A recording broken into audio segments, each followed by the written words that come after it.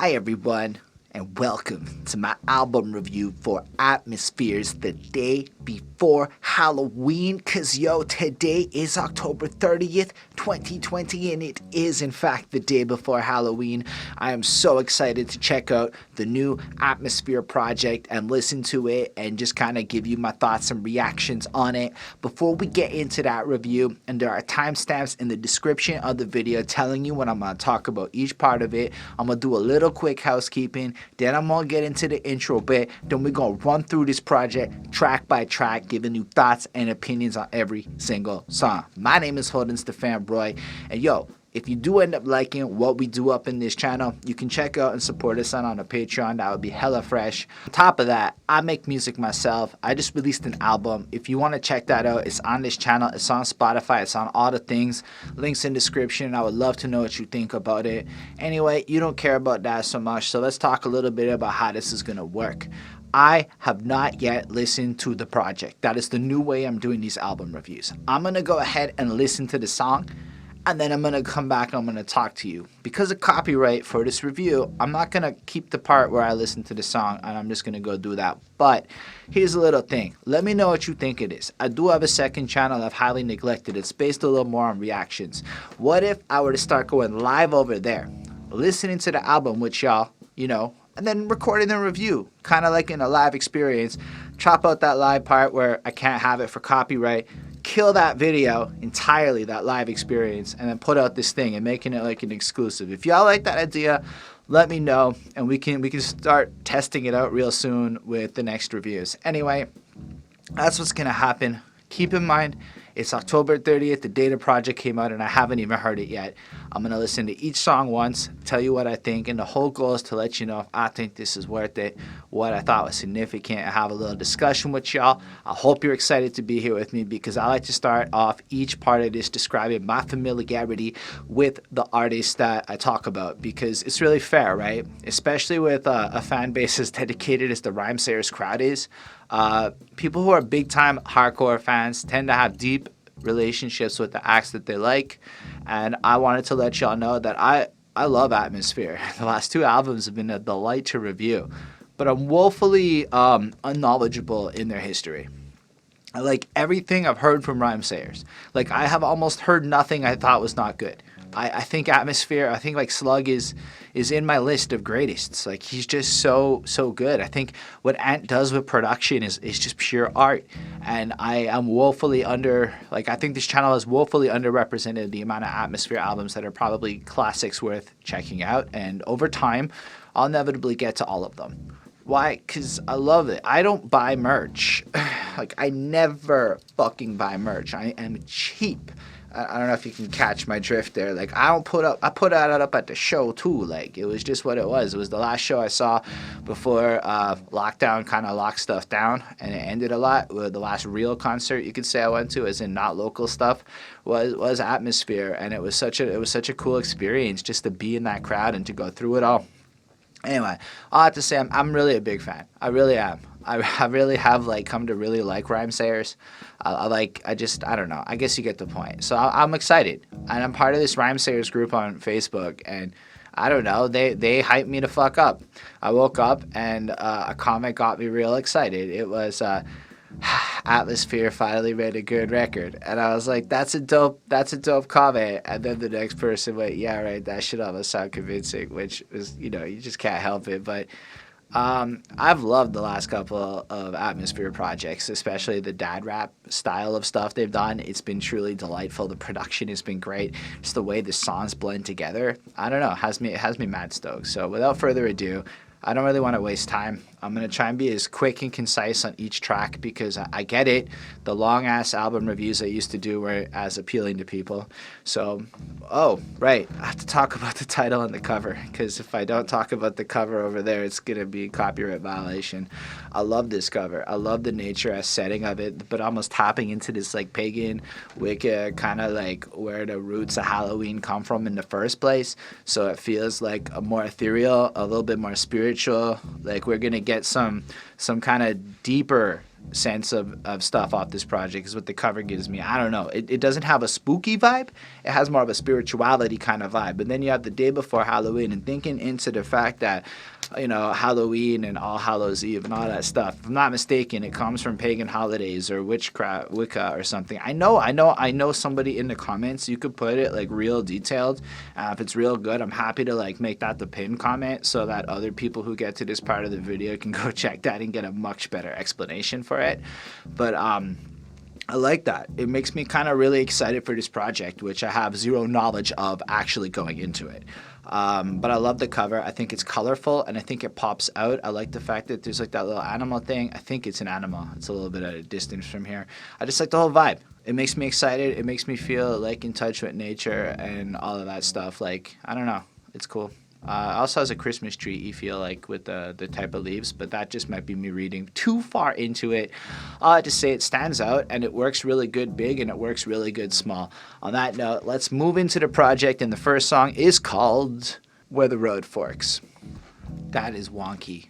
Like, if I look at the projection of sound as to the last two projects to this one, and then even compare it to the older work I've heard from, it's just so weird, and I love it.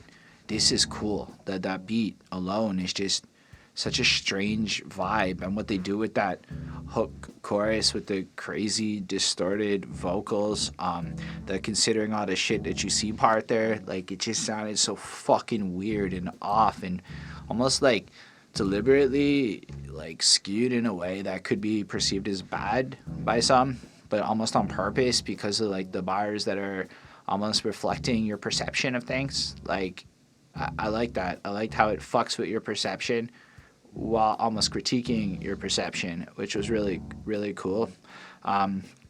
Look, the poetry's really deep. I'm not going to do like the super most in-depth poetry analysis on a track right now that I just heard one time. I could run you through the bars and go through it line by line by line. And if y'all want to see that, let me know in the comments. And if enough people do, we can easily make that video happen. And, you know, like, the channel's full of it. But I just love the way he raps and the vibe and the questioning notes. Like, stuff that stood out to me was just, like, how, like, with the trains going by and the idea of used to, like, tagging them and then, like, growing up into advertisements and then tying that into the no losses bar where it's like, yo, we as people almost compromised and sold out our artistic and punk spirits for the sake of like financial security, you know, like the dad shit. And I love the almost questioning of time moving and the state of the world and the future of things. And what I really find cool about, I guess in general, most of what I've heard in the last few Atmosphere projects is the relatability as a growing up. These are fears I feel and anxieties and things I struggle with that Slug is putting out, but not in some shock value kind of way that I find would push me away through the more other tactics chosen by people in his age group. But he does it in such a, like, it could be me thinking these thoughts kind of way. And I feel like that's just exemplified really well. Like, I'm just going to randomly grab bars like a window that's it's kind of hard because on Genius the person isn't formatted. I was inside somebody else's dream trying to fish for some faith, but this ain't what it seemed. I mean, I might have seen them clouds, even felt some rain, and my eyes are open like a window that's surrounded by pain. I know sometimes I don't articulate myself right? Maybe it coincides with how we hear ourselves, right? Like, who doesn't sit there at this point in time, especially as like a dude, especially if you went through what this label went through earlier this year, and really consider things like the message you put out there in the world. I would argue that most people who are going through a process of self-evaluation and growth can kind of empathize with the bars he's putting into this song. And it's not meant to be like the deepest, super wittiest shit. I think it's meant to be kind of out there in regards, so not out there, but it's something to feel. Like, it's something to connect to on a more emotional and ethereal level over this crazy cool beat, which then all of a sudden, two-thirds, almost at the end of the track, it flips up into this crazy, almost interlude with some alien kind of robot voice things happening in it. And I really think it showcases the true potential of, like, Ant's talent. Like, he's so fucking great. But it's also cool because it's a bit of a throwback move to like that more classic era hip hop where you would have those kind of long instrumental kind of cuts for the production to kind of shine there for a minute. I don't have a lot more to say about this track on this one listen, but all of a sudden I'm stoked for the rest of this album like you wouldn't believe. Like, I can't wait to hear what comes next because it's like, is it going to be dense? Is it going to be weird? What's it going to be? It's going to be spooky season? I don't even know. But like, also that, like, I just am excited, all right? So I gave this one a 4.5 because it makes me want to re-listen to it simultaneously. Like, I want to hit rewind right now, go bump the track again, but I can't because I got to keep going on with the rest of the album. And that's probably the best position to be in at the end of track one. So let's go ahead and let me figure out the name and talk about how the space is safe. At the end, there's a little bit of fun panning action going back and forth, but holy crap, this song is amazing. I'm gonna have to throw like a 4.75 kind of label on. Like I'm a little hesitant to give anything I've heard one time a straight 5, but contender.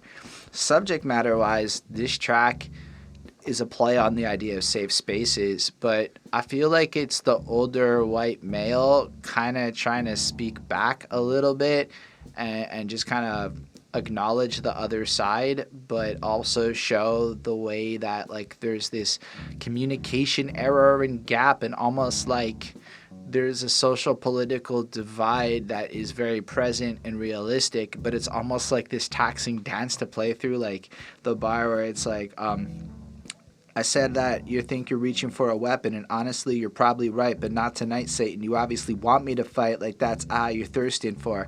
So in that, it feels like you saw something on Twitter where somebody brought up some shit, like probably something like, you know what, you slug maybe should have done better in the past.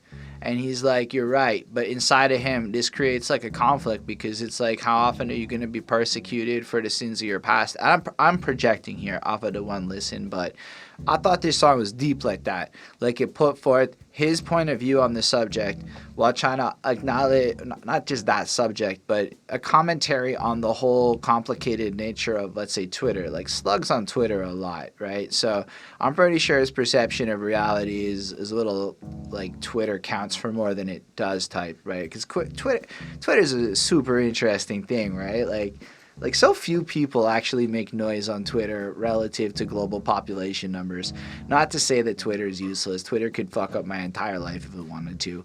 But I just think it's interesting that people who are on Twitter would end up at like creating this kind of a song. And I wonder if like he was less ingratiated into that community and culture, would it have happened? Or is this directly related to the incidents that happened earlier this year? I'm not 100% certain. I love the chorus though. I like the way it just plays on it. I like the way it kind of again distorts and comes off creepy. I like the way the production is mad spacey, has this crazy cool vibe. That it just the fact that the beat's spacey on a song called Space is Safe is cool. Like it kind of creates this warm, comforting environment to open up your heart and soul to. I don't know. Overall, I think it's definitely a track I'm gonna listen to again. It's one of those ones that I think is meant to make you really challenge what you say to people and how people say things to you, which I wonder if that's going to be a prevalent theme across this album. Like this is the spooky season for him, because I feel like it touched on that a little bit in the last track as well. Like I don't know, I guess we'll see how it goes, but I feel like it was a step up, a real increase in my enjoyment, and it makes me fucking so excited for She Loves My Knot. I try real hard to make out what dude said at the end, but it got loud and I just don't have the kind of skills to edit that sound. So let us know in the comments somebody who can figure out what dude says at the end. That would be super helpful, and we'll skip it. This track is amazing. Holy crap, like I'm smitten with this one. This one I'm calling a 5. I'm just saying it. It got to a 5. I know what I said on the last track. That's how much this song impressed me, though. I haven't talked a lot yet about Slug's rapping because I think it's just clear he's an excellent MC. Maybe I should say that. His flow is pristine. And I think that's exemplified on multiple parts on the third verse. Like, that little part where he gets kind of dramatic, like, what took you so long? Like, he just fucking voice changes and does it. Or there's a little part later on in the verse where he does a little stutter or kind of goes offbeat a bit, and it's just those are really good flexes. But then on top of that, there's just the whole play on the social media bars and how the algorithm's gonna fix your shit. Like you can try to play the game as much as you want, and it just kind of feels this dead relationship with the vapidness. Like earlier in the track, it kind of sounds like she only shows up when she's tipsy on some blow, kind of contextualizing the type of person. It almost feels like an attachment maybe to another life, because I mean he's all married and shit now, is what I understand. But back in the day, I can imagine things were a little wilder, and it does feel a little pensive into that world. But it almost feels like he's picturing what it would be like to be young and wild, like he once was. In a world where today is today, where you have all this information at the phone and the anxieties of all that comes with that.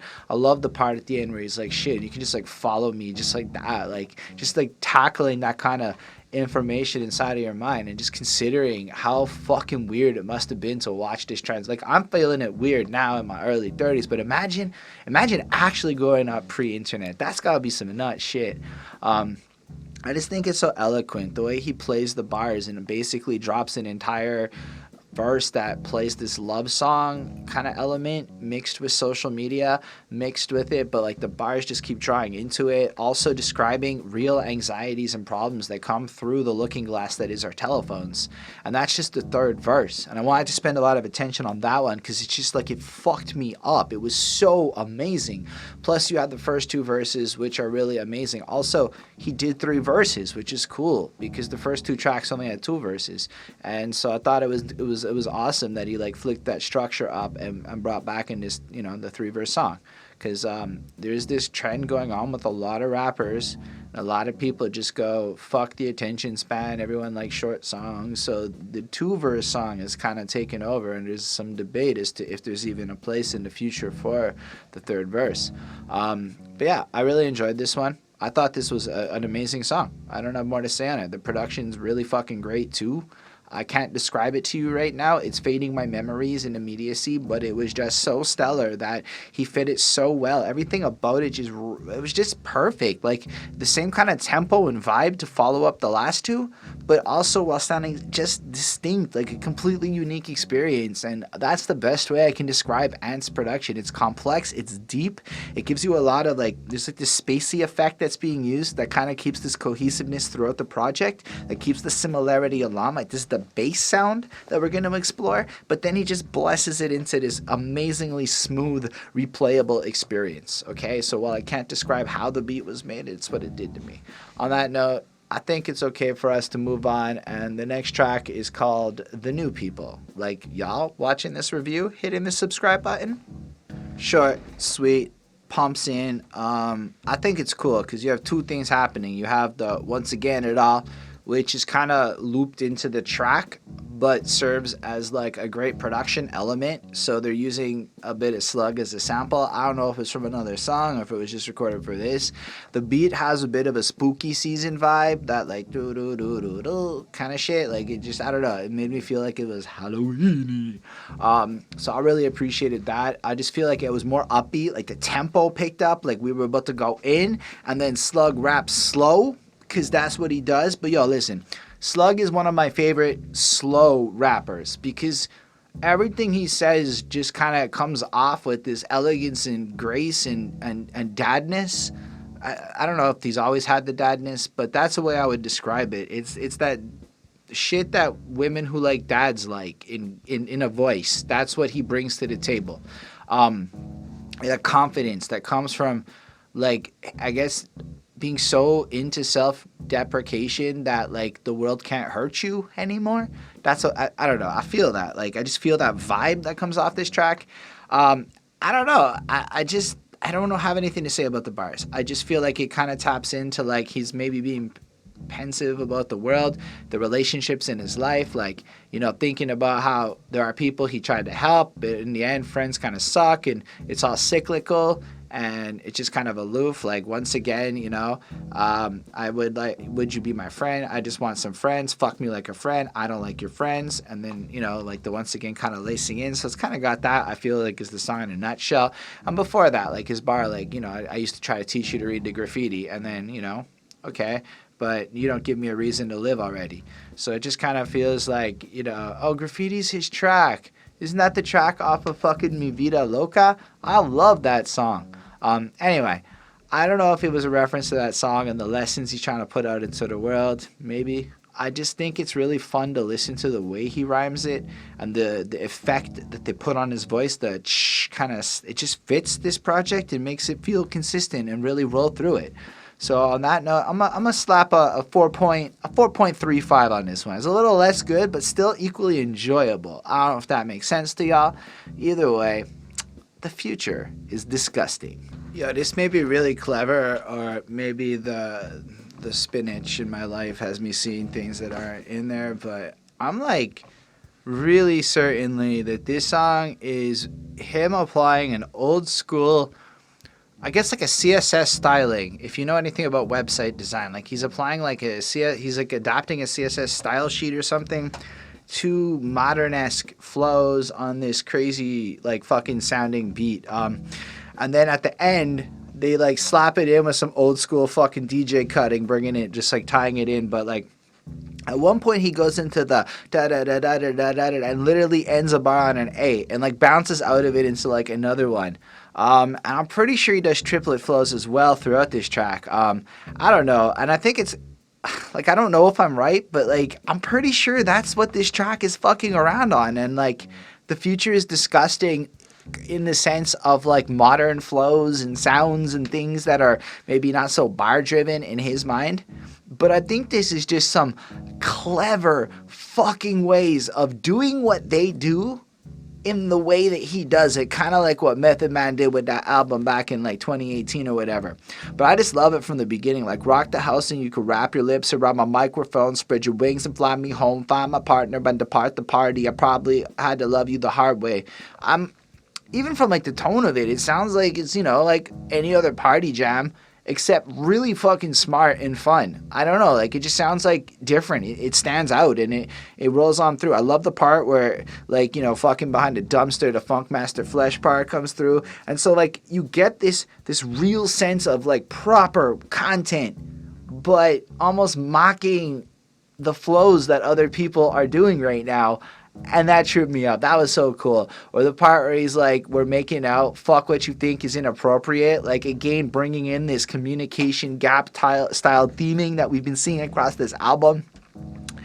This is fresh. This is a fresh fucking tune. I don't know what the fuck was up with the staticky phone call sounds at the end. Maybe because of the future and transponders and sci-fi sounds and shit. But, yo, this album is banging. This album is, I'm halfway through it on track list. Holy shit, I'm in it. I'm gonna slap another 4.75 on this. I might be hasty pulling that 5 trigger too often, but I'm that delighted. Like, this is just raw excitement about how, again, in 2020, another amazing music project has been created in a world where old men like to complain about how hip-hop is dead and nothing good is ever made again. Well, I don't agree. This is dope. Holy shit. Like, every time you think I've heard enough contenders for album of the year, don't ask me my list, I don't know yet. Enough contenders for album of the year, another one fucking pops in. And yo, this is such a cool weekend, right? Because I still got to listen to Busta Rhymes. Anyway, I'm going to, like I said, 4.75. I'm excited to now check out DoubleTown. I might be wrong, but this one lyrically is pretty short, so why don't we just show you what a little bar by bar breakdown would be like. Try not to make a huge deal out of nothing now. Levitation looked too real. Let me touch the ground. I feel like, you know, you're out and about. You're at a situation, and maybe you're in this intense moment, and like something's about to pop off or spark off, an ideological difference or something. And I would love to hear your interpretations of any of these tracks and what you found insightful, because that's how I learn and get better. At least I feel like we all do, but I at least learn a lot from the comment section. Anyway. Let me touch the ground. The way I feel don't define me. I'm just shutting down. Ain't enough minutes in your life to fuck around. Thought that you was ready for the world, but you don't love me down. Celebration of participation never struck 'em out. There's something about the way we run our mouth in DoubleTown, but you the one that called the cops and cut the sound. Everybody knows somebody, whatever. I thought that was pretty interesting. So I picture them sitting there, having a little confrontation. Maybe it's one of those ideological / generational differences or whatever. And this person is effectively, you know, like maybe getting mad at, or opposing them in some way, and at the end of the situation, in their efforts to like try to stop this person, maybe Slug, from riling up, maybe he's getting loud and emotional, let's say, and this person is like, you can't be like that, you can't make a big deal out of these things. And then at the end of the day, that person's response to his emotional reaction is to call the cops and escalate it to a situation where you effectively shut shit down. So if we take that to the bigger conversation, this could be like a giant thing on censorship, and again, how we react to each other online, or the fact that there's a lot of hypocrites or people who in DoubleTown. So doublespeak is something that pops into my head with that. And if you look online, it's often the people who are the most "you can't do this" are also the ones that are like just kind of hypocritical, in the sense that they'll like stop you from arguing with their point of view in a lot of ways, but proceed to use all social tools available to effectively silence you. That's what I would take. And again, he's on Twitter a lot, so I guess I'm just assuming some of this is about Twitter. And but it is the bigger conversation. You see it in all platforms and all social debates. So I thought it was super clever to go into it. I love the way he bounced on that flow. He just kind of rode the beat with this constant cadence that I thought was cool. I also thought it was amazing that right after I call him a slow rapper, he like picks the pace up for the next couple of tracks and goes a little quicker with it, but still manages to maintain every bar of a degree of quality, and keeping the almost core narrative of this album coming through. Like, the day before Halloween is this spooky fucking time when it's almost like we have to be honest about the world and what it is. I don't know. And so he's being truthful with us about his perception on our communication issues that we're all facing. I'm going to give this another 4.35. I really enjoyed the track. It's not as amazing as some of the other ones, but it's still like really fucking solid. And I'm comfortable saying this has modern classic sounds all over this project. Replayability, great production, experience and tenured like songwriting has gone into this. I'm really impressed. I'm really enjoying it. Let's talk about Stardust. So I listened to this tune, and I have like the little Genius app page open, and what caught my eye about this album is Atmosphere verified the lyrics, so I just assumed Slug threw them up with the shitty formatting. But like half the lyrics on this page just like aren't in this song. So they're verified by Atmosphere, but they're missing half of it. Like, instead of, like, we hear "I should have listened to Clarence" on the page, it goes, "He portrayed the kid's father in Purple Rain." And then I think we get "How did we get so careless?" Then that's the space where comfortable becomes a disadvantage. You should have listened to the old classics. We can't even agree on what constitutes the classics. Those freestyles were written on some tablets. Thou shalt not be a condescending prick. I'm such a passive aggressivist. You see what I'm saying? Like, there's another like half the bar, so I guess I'll screenshot that in case like they disappear. I thought that was nifty. I've never encountered that where it looks like half the track is just not there, but the bars still kind of work. Almost like everything that we got was like half the song, and the other half was just muted and implied and just like thought out, and he just wrote it and muted it. And I don't know, that's so weird and interesting if that's true, because like again, these extra little pieces fill in the things, but every bar kind of feels muted, and then out of context this next lyric just appears. And I like the way it all flows. I really, really enjoy it. I like it almost feels like his wife calls him an asshole, but he says booty hole, and then the next thing you know, he's like sleeping at the studio to like avoid shit, and then he just starts saying, "Stop biting my rap style."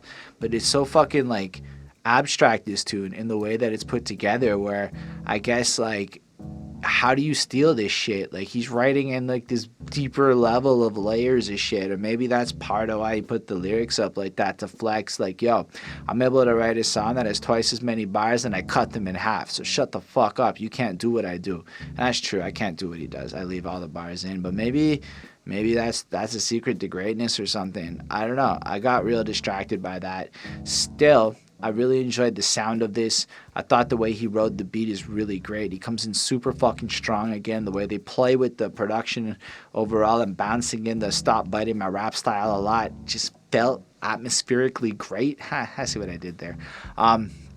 Actually, that's a really great point. They have good atmosphere. They really do. I don't think I've caught that before. So I'm gonna give this a 4.5 on 5, just from an enjoyability point of view. Like I still want to go back and like I want to listen to like every song again. I just did such an enjoyable project. But I also don't want to waste your time. I can't really tell you what this is about. I got really confused with what I was saying, but I feel like it makes sense. Everything about this song makes sense. It's all right.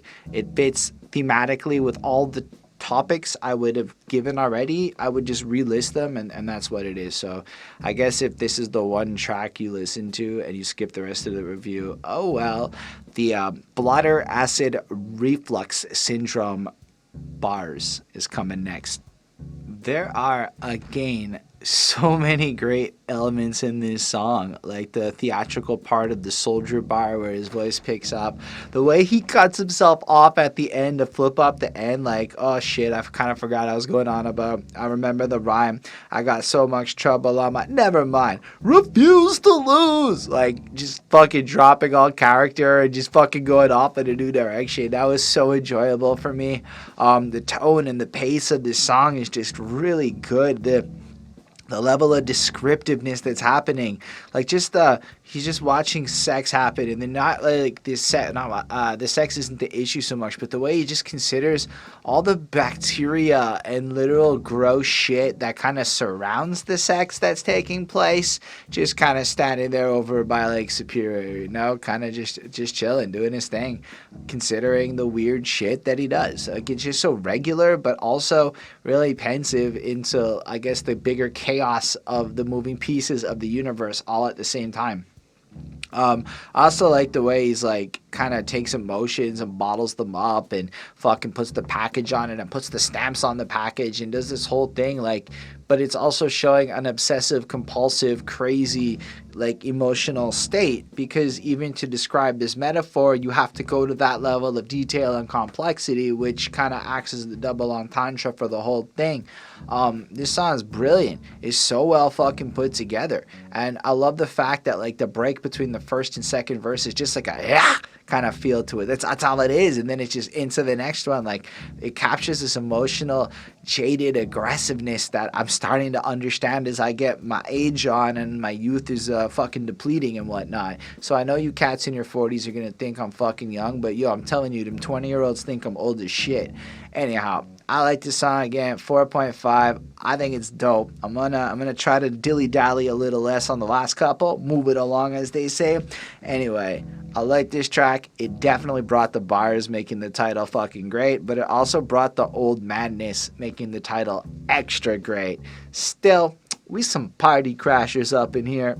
So I gotta preface this whole one by saying I really love this song. I enjoyed it. It's a standout. I think it's a cool vibe that's got like this head boppiness where you just feel like you gotta move in a way where maybe some of the other ones were not in that vibe. And I don't necessarily come to Atmosphere to feel like I want to move, but I feel like it brought me there, which was really cool on this project, especially so deep into it. It was like a little bit of a pick-me-up. The production's excellent. The way that Slug rides on the beat is just wonderful. It's just, again, pure masterful rap talent as we've seen throughout this entire project. So I say all that because I feel like, and I think this was deliberate, but every line feels like I've heard it before, but not exactly. Like, just kind of off. Like, I can't put my finger on it. And I spent the whole song with this sense of, like, this is a homage to party tracks because it's party crashers, right? So it's almost like he's crashing through classic lines of party songs and hobbled them all together into this atmosphere track. And again, I could be just pulling this out of my ass, but like I just kept feeling like I know that line, but I couldn't figure it out. I don't know who sang it, but like practically every bar gave me that sense and feeling, and it just has this generic flow of being like topically any other line any other song on this album, but almost like he just grabbed from so many different influences that I've heard before, but twisted it all up in a way where he stitched it together and created something completely new, leaving you with this, loving me at least, with this sense of I know that's her, I know who that thing is. But if you think about what a party crasher is, it's almost this generic kind of person, that breaks into the party and you're playing up on the fact that everyone just assumes you're supposed to be there, right? But you're not actually so like there. Like you just blend in. You're like, I know who you are, but nobody can really put their finger on it. And so I feel like lyrically he banged out the metaphor of what a party crasher is, and that so my theory is like a very deliberate thing. And I don't know. Let me know what you think about that. I don't have anything more to comment on this song. It's just fucking well done, and it really impressed me. So 4.5 on 5, and I hope you agree with me. And if not, okay, I'm wrong. It's all right. I haven't been sleeping great, but thank goodness I do not have sleep apnea. So I like how the last thing you hear on this album is just that like wow kind of alien-y noise that has kind of been spaced at the end of a lot of these tracks, tying them together. This was a really, I don't know, I feel like all somber and serious now. Like this shit just got really serious and heavy. The beat's kind of heavy and like whatever, and just kind of adds this pensive, darker tone to it. Like there's a weight in the emotion on this song. The first verse paints this picture of the drug situation. I guess the what it's like to be lost in the whirlwind of people getting caught up in coke and all this other stuff. Just how it's everywhere and it takes over, and to a lot of people it ends up trapping them. You might even start to see people lose their life related to this kind of lifestyle. And it's just kind of bleak and depressing in a sense. Like it has this overtone of, I guess, youthful chaos, especially in the environment that some people end up in. And then I like how in the second verse, after like this whole idea of commitment in the middle, like what you commit to and what you're able to, it's like in a sense you commit to a lifestyle, but you really don't.